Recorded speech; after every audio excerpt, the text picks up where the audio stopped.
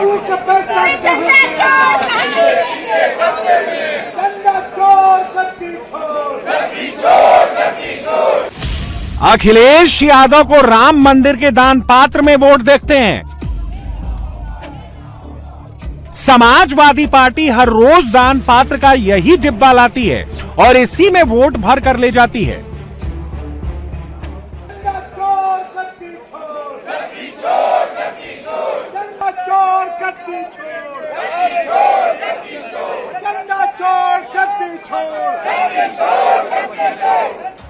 दिल्ली से लेकर लखनऊ तक समाजवादी पार्टी ने एक ही मॉड्यूल ऑन किया है।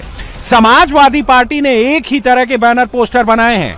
यह 27 के चुनाव का चढ़ावा मॉड्यूल है। समाजवादी पार्टी चढ़ावे के इसी डिब्बे में बीजेपी को फंसाना चाहती है। नरेंद्र मोदी के खिलाफ काम कर रहा एंटायर अपोजिशन जंतर मंतर से वापस अयोध्या पहुंच गया है। विपक्ष भी मान चुका है कि राम के बिना यूपी इलेक्शन में उसका गुजारा नहीं।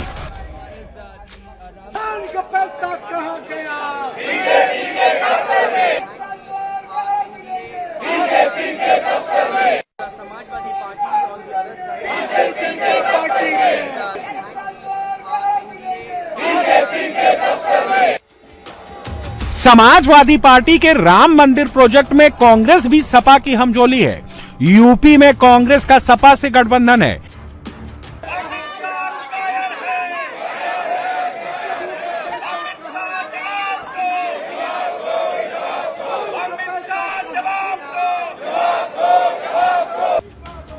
संसद भवन में नारे लगवाती प्रियंका गांधी वाड्रा की ये तस्वीरें देखकर साफ हो रहा है कि यूपी में सपा और कांग्रेस का गठबंधन अभी वर्क कर रहा है। फर्क बस इतना है कि समाजवादी पार्टी राम मंदिर पर अटैक कर रही है और कांग्रेस अमित शाह का इस्तीफा मांग रही है। अमित शाह इस्तीफा दो, इस्तीफा दो, इस्तीफा दो। अमित शाह इस्तीफा दो, इस्तीफा दो, इस्तीफा दो। इस्तीफा तुमको देना होगा, देना होगा, देना होगा। अखिलेश यादव 2012 में उत्तर प्रदेश के मुख्यमंत्री बने थे। उसके बाद से यूपी में जितने चुनाव हुए उसमें अखिलेश बस हारते ही रहे, बीजेपी जीतती रही। यूपी में सपा की हार का सिलसिला 2014 के लोकसभा चुनाव से शुरू हुआ। सपा 2014 हारी, फिर 2017 में यूपी विधानसभा चुनाव बुरी तरह हारी। 2019 के लोकसभा चुनाव में समाजवादी पार्टी फिर से हारी। 2022 के यूपी विधानसभा चुनाव में अखिलेश चौथी बार हारे।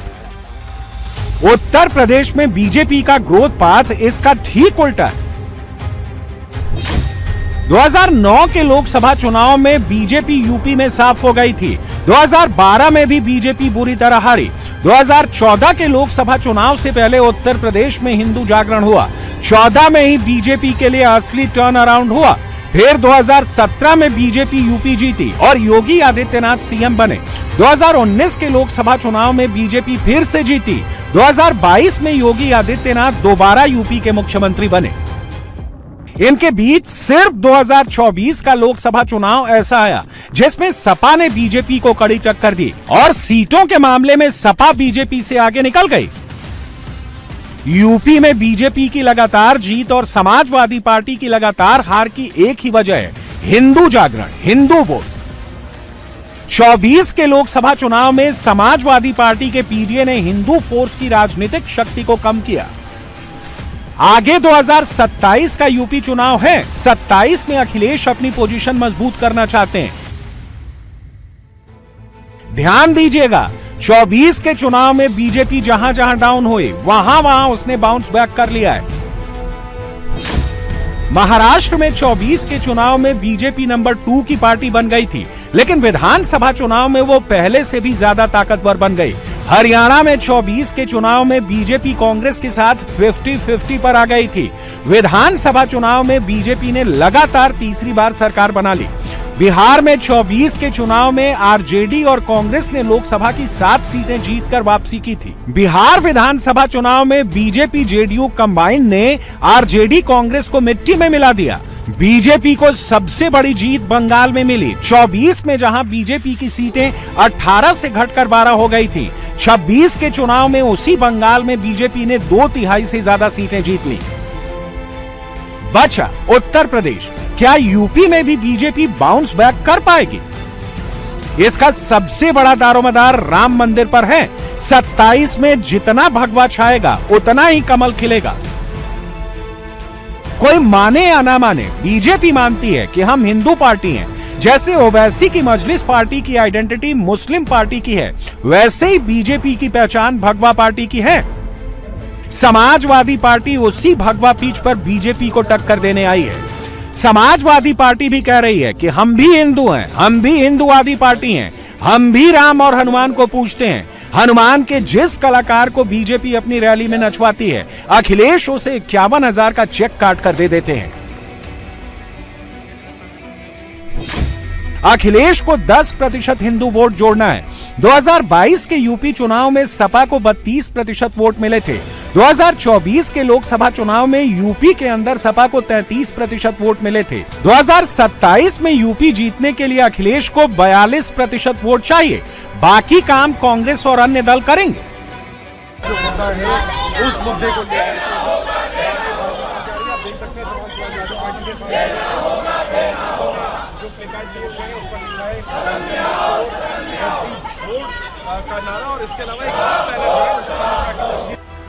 समाजवादी पार्टी ने 2024 के चुनाव में उलटफेर किया था। 24 के चुनाव में अखिलेश का जाति वाला ग्लू अच्छे से काम कर गया था। 24 के चुनाव में धर्म के ऊपर जाति चली गई थी। 2027 में सपा को बीजेपी के बाउंस बैक का खतरा दिख रहा है। बीजेपी जब धर्म की पिच पर जमकर खेलती है तो सपा का 10% वोट हिल जाता है। समाजवादी पार्टी को वोट देने वाली जातियां भी राम राम करती हुई भूल छाप पर वोट दे देती हैं। अयोध्या के मुद्दे को वे लोग उठा रहे हैं जिन्होंने राम भक्तों पर गोलियां चलाई थी, जो जय श्री राम बोलने पर लाठी गोली चलाते थे, जिन्होंने श्री राम मंदिर के निर्माण में वकीलों की अपनी फौज न्यायालय में खड़ी करके इस पूरे कार्यक्रम को बाधित करने का प्रयास किया था। और राम मंदिर में चंदा चोरी की बात वे लोग करते हैं जिन लोगों के जेब से एक पैसा भी राम मंदिर निर्माण के लिए नहीं निकला है। खतरे को भांपकर अखिलेश यादव उसी 10% वोट को धर्म के ग्लू से ही अपनी तरफ जोड़ रहे हैं। समाजवादी पार्टी के लिए जातियों के वोटिंग पैटर्न को समझेंगे तो यूपी की सियासत को समझने में आसानी होगी। मुस्लिम और यादव वोट समाजवादी पार्टी के लिए मैक्सिमम लेवल पर पहुंच गए हैं। 2012 में सपा को 39% मुस्लिम वोट मिले थे। 2022 में सपा को 79% मुस्लिम वोट मिले। 2012 में सपा को 66% यादव वोट मिले थे। 2022 के चुनाव में सपा को 83% यादव वोट मिले थे।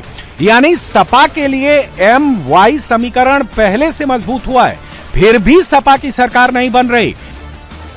इसकी वजह समझने के लिए दूसरी जातियों के वोटिंग पैटर्न को समझना होगा। 2012 में समाजवादी पार्टी को 35% कुर्मी वोट मिले। 2022 में सपा को केवल 25% कुर्मी वोट मिले। 2012 में सपा को 19% ब्राह्मण वोट मिले थे। 2022 में सपा को केवल 6% ब्राह्मण वोट मिले। 2012 में सपा को 26% ठाकुर वोट मिले थे। 2022 में सपा को केवल 7% ठाकुर वोट मिले। सपा को मिलने वाले अन्य ओबीसी वोट भी घट गए। 2012 में 26% की जगह 2022 में केवल 23% अन्य ओबीसी वोट सपा को मिले। इसी तरह जाटव वोट 2012 में सपा को 15% मिले थे। 2022 में सपा को केवल 9% जाटव वोट मिले। सपा का जाति वाला वोट बीजेपी ने धर्म का मैग्नेट लगाकर खींच लिया। अब समाजवादी पार्टी धर्म के ही मैग्नेट से अपनी जाति वाले वोट को वापस खींचने का प्रयास कर रही है। इसमें उसे राम मंदिर का आसरा है। इसीलिए दिल्ली से लखनऊ तक राम राम का जाप हो रहा है। भारतीय जनता पार्टी ने प्रभु श्री राम जी का जो ऊपर चढ़ावा हुआ था उसको चोरी कर लिया। जो भगवान श्री राम के सगे नहीं है वो किसी के सगे नहीं है। इतना बड़ा मुद्दा जो अंतर्राष्ट्रीय मुद्दा है, राम मंदिर में भगवान राम के चढ़ावा की चोरी हो गई है, चाहे जो ऐसा ये बहुत बड़ा मुद्दा है। इससे पूरे उत्तर प्रदेश की जनता बहुत नाराज है और 2027 के चुनाव में चढ़ावा चोरों को जो है उत्तर प्रदेश की जनता छोड़ेगी नहीं। आज भारतीय जनता पार्टी के बुरे दिन शुरू होने वाले हैं और जब तक इस आतताई सरकार को हम जड़ से उखाड़ नहीं पाएंगे तब तक शांति से नहीं बैठेंगे। समाजवादी पार्टी लंबे अरसे के बाद सही कोरियोग्राफी कर रही है। जंतर मंतर से सपा को फायदा नहीं था, डीलिमिटेशन में सपा का लिमिटेड इंटरेस्ट है, चढ़ावा चोरी में अखिलेश का मैक्सिमम इंटरेस्ट है। जनता अयोध्या की हो चाहे पूरे प्रदेश पूरे भारत की जनता जान चुकी है राम मंदिर के नाम पे इन्होंने जिस तरह झूठ फैलाया और जिस तरह लोगों के साथ धोखा किया है, ये भगवान राम इन्हें जल्द ही धोखा सबक सिखाने का काम करेंगे। भगवान के नाम पर घोटाला किया, भगवान के नाम पर पैसा दे दो, भगवान के नाम पर पैसा दे दो, खाली हो जाएगा बात। संसद भवन के मकर द्वार पर दान पात्र का डिब्बा रखकर समाजवादी पार्टी के सांसद चढ़ावा मांगते हैं, फिर उनकी गिनती करते हैं। ये प्रभु श्री राम मंदिर या प्रभु श्री राम के परम भक्त श्री हनुमान जी के मंदिर में से जहां भी अभी सब लोग तय कर लेंगे और इसका फैसला हमारे अयोध्या के सांसद आदरणीय अवधेश जी ने। 47,100 केवल नोटों का भी सिक्के गिनना बाकी है। चंदा चोरी हो गया तो फिर नहीं होने देंगे, पक्की रसीद लेंगे इस बार और हनुमान जी की संरक्षण में देंगे। जो चोरी करना चाहेगा उसी पे गदा पड़ेगा। अयोध्या के सांसद अवधेश प्रसाद ने देरी नहीं की, उन्होंने फौरन ऐलान कर दिया कि चढ़ावे का पैसा वो राम मंदिर में जाकर दान देंगे और उसकी पक्की रसीद भी लेंगे। अयोध्या प्रभु श्री राम के मंदिर में जाएंगे। कब तक ये कलेक्ट करेंगे आप? ये चलता रहेगा, ये इस मानसून सत्र तक पूरा चलेगा? ये चलता रहेगा। हाँ, ये तो इससे चढ़ावा और बढ़ता रहेगा, चढ़ावा बढ़ता रहेगा, प्रभु श्री राम के दरबार में जाता रहेगा और इसमें एक भी पैसा कोई खाने नहीं पाएगा। संसद भवन में राम मंदिर वाला ड्रामा बिहार के निर्दलीय सांसद पप्पू यादव ने शुरू किया था। सबसे पहले पप्पू यादव ही भगवा ड्रेस पहनकर चढ़ावा चुराने आए थे।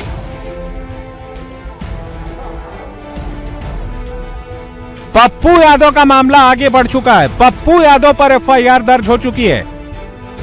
दिल्ली में उन पर हमले की कोशिश हो चुकी है।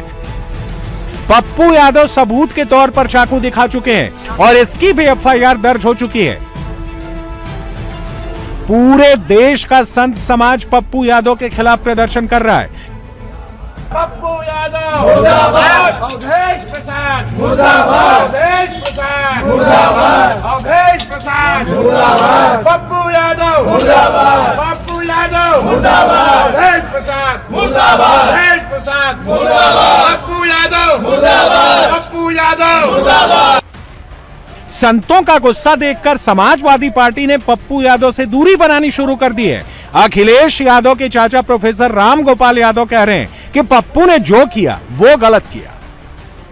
फ्राइडे को अंतिम दिन पप्पू यादव के रूप में उस पर बड़ा आपत्ति है, आक्रोश है देश में कि हिंदू और सनातन का संतों का अपमान है। ये देखिए वो गलत था, क्योंकि जो राम मंदिर में चोरी हुई है उससे संतों का कोई वास्ता नहीं, तो बेसिकली गलत चीज थी, होना नहीं चाहिए था। इसके बावजूद समाजवादी पार्टी के सांसद आज भी दान पात्र का डिब्बा लेकर संसद पहुंच गए। यह भी सच है कि शुक्रवार को पप्पू यादव के लिए चढ़ावा चोरी का मंच समाजवादी पार्टी के सांसदों ने ही सजाया था। समाजवादी पार्टी के अयोध्या वाले सांसद अवधेश प्रसाद अपने माथे पर यह दान पात्र वाला डिब्बा लेकर आए थे। दान का पैसा, गुप्त दान का पैसा, धातुओं का पैसा, चंदे का पैसा आखिर गया कहाँ? कौन से संगठनों को चलाने के लिए ये पैसा इस्तेमाल हो रहा है? प्रश्न इस बात का है। और सरकार कोई भी बात को क्लियर क्यों नहीं कर रही है, लोगों के बीच में ला क्यों नहीं रही है? और आखिरकार ये ट्रस्ट के लोग अभी तक क्यों नहीं हटाए गए हैं? और ये पैसा आखिरकार जा कहाँ रहा था? कौन से संगठन को चलाने के जा रहा था? कौन से संगठन के लिए मॉनेटरी अफेयर्स का मुद्दा बन रहा था, जिससे कि लाइफ टाइम तक ये संगठन चलते रहे? तो सवाल इस बात का है। समाजवादी पार्टी के नए नए हिंदू प्रेम के पीछे का कैलकुलेशन बहुत सिंपल है। 2022 के यूपी चुनाव में बीजेपी को 54% हिंदू वोट मिले थे। इससे पहले 2017 के यूपी चुनाव में बीजेपी को 47% हिंदू वोट मिले थे। समाजवादी पार्टी को 2022 के यूपी चुनाव में 26% हिंदू वोट मिले थे। 2017 में सपा को लगभग 19% हिंदू वोट ही मिले थे। 9.5 साल से यूपी की सत्ता से दूर अखिलेश यादव को भी धीरे धीरे समझ में आ चुका है कि बिना हिंदू वोट के वो फिर से यूपी के मुख्यमंत्री नहीं बन सकते। इसीलिए अखिलेश यादव राम नामी चादर ओढ़ रहे हैं, इसीलिए अखिलेश यादव राम राम हनुमान हनुमान जप रहे हैं। अभी प्रभु हनुमान जी से हम लोगों ने सबने आशीर्वाद ले लिया है। ये वही हैं जिनके साथ क्या व्यवहार किया था, याद है आपको? याद है? और ये एफआईआर किस पे लिखा रहे हैं अभी लोकसभा में? समाजवादियों पर, विपक्ष के लोगों पर, पप्पू यादव पर, अवधेश जी पर, कांग्रेस पार्टी के नेता उन पर। तो एफआईआर इन पे क्यों नहीं हुई जिन्होंने हनुमान जी को इस तरीके से पेश किया था? उन्हें मजबूर किया, उनकी गरीबी का मजाक उड़ाया उन्होंने। जितने भी ये पात्र बनते हैं, कलाकार बनते हैं, वो सब गरीब घर के परिवार के हैं। उनका इसी से जीवन यापन होता है। सॉफ्ट हिंदुत्व की पिच पर आने में अखिलेश यादव अकेले नहीं हैं। आरजेडी के तेजस्वी यादव भी माथे पर त्रिपुंड लगाने लगे हैं। सावन के पहले सोमवार को तेजस्वी पटना से गंगा पार करके सोनपुर के बाबा हरिहरनाथ मंदिर दर्शन करने के लिए गए और वहां माथे पर त्रिपुंड भी लगाया।